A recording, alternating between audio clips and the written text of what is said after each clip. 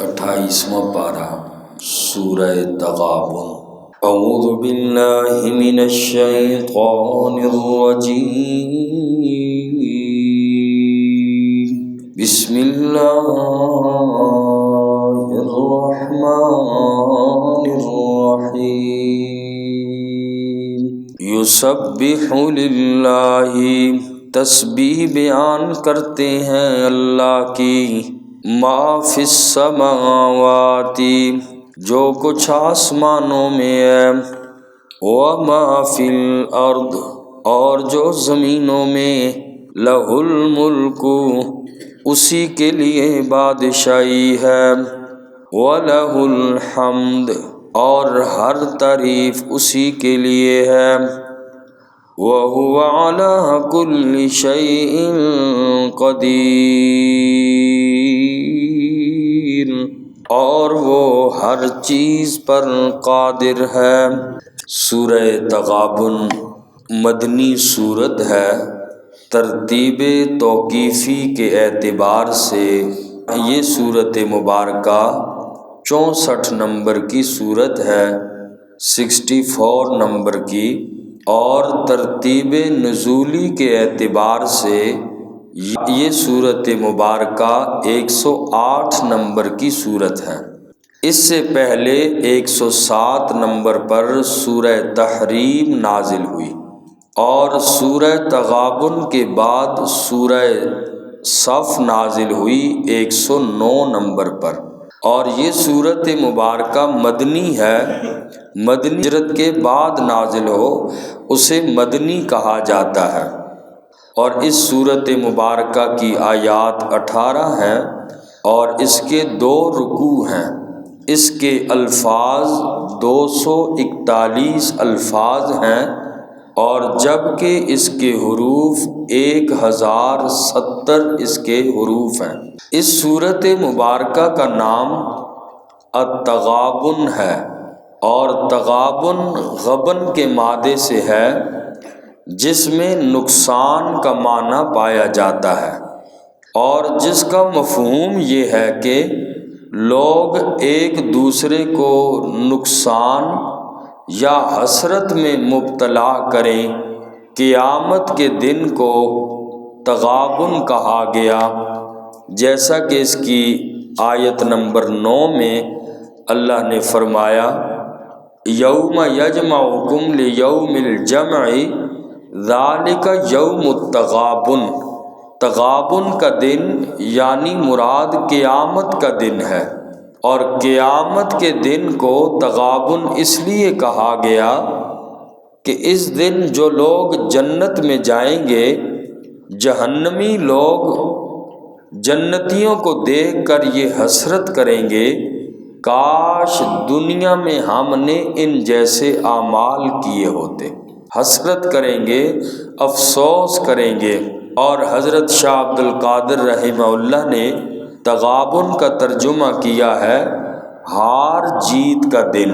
ہار جیت کا دن یعنی کافر لوگ، جو گناہگار زیادہ، جو جہنم میں جائیں گے، وہ لوگ جنتیوں کو دیکھ کے حسرت کریں گے، کاش ہم نے بھی دنیا کا وقت ضائع نہ کیا ہوتا، اللہ کو راضی کیا ہوتا، نیک اعمال ہوتے تو آج ہم بھی جنت میں جاتے۔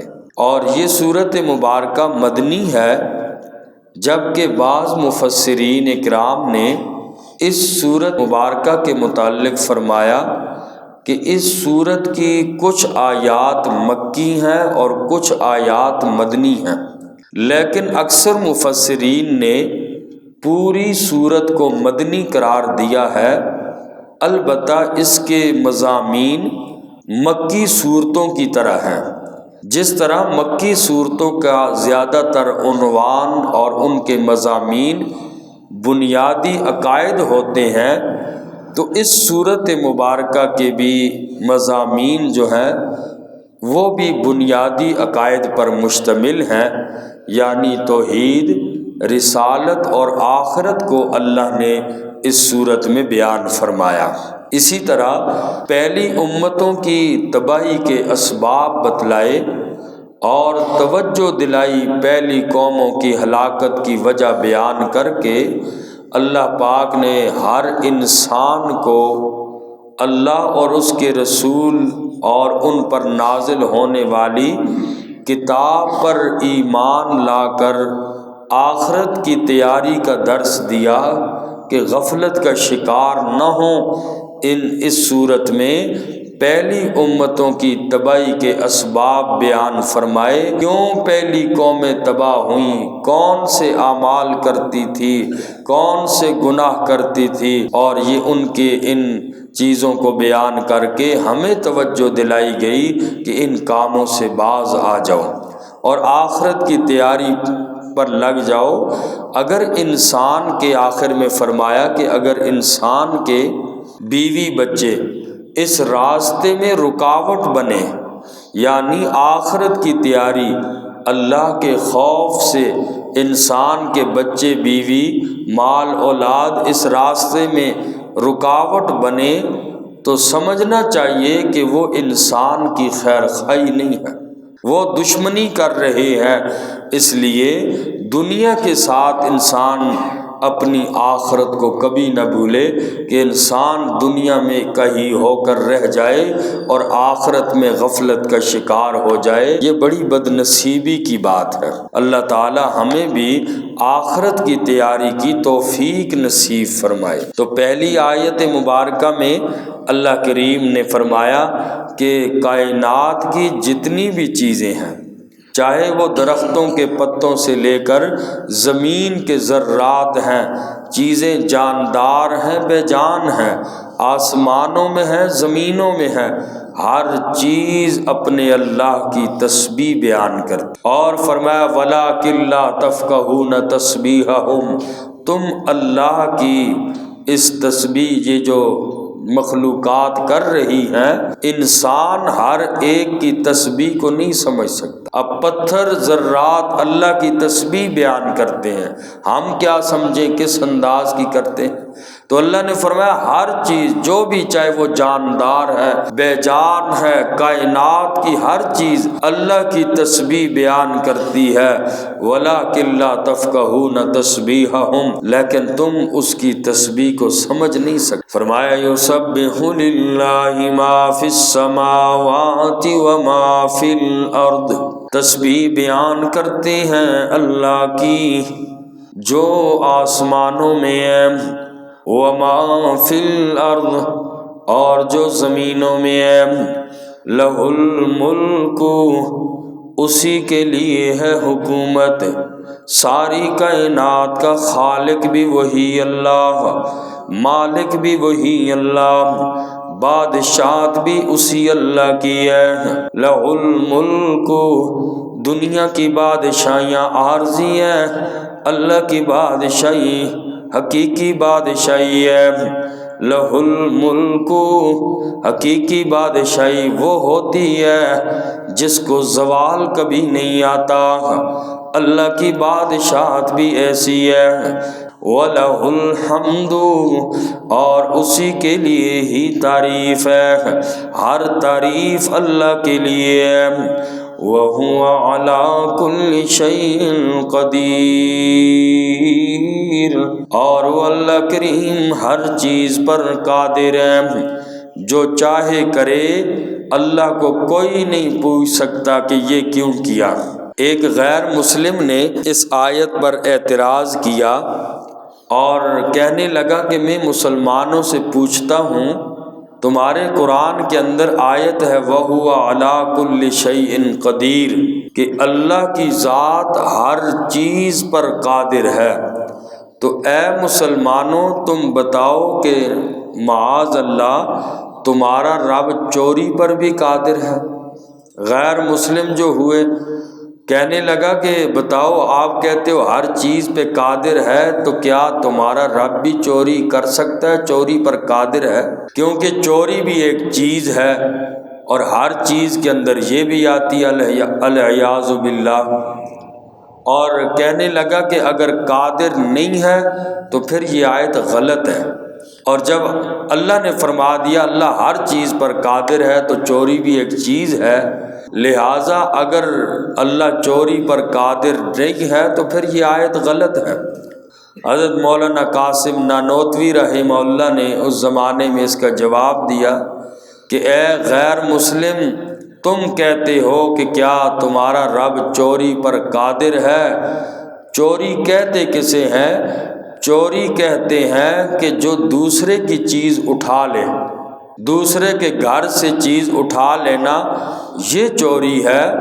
اگر کوئی چیز اپنی اٹھائے، اٹھا کر استعمال کرے یا کچھ بھی کرے، اسے چوری نہیں کہا جاتا۔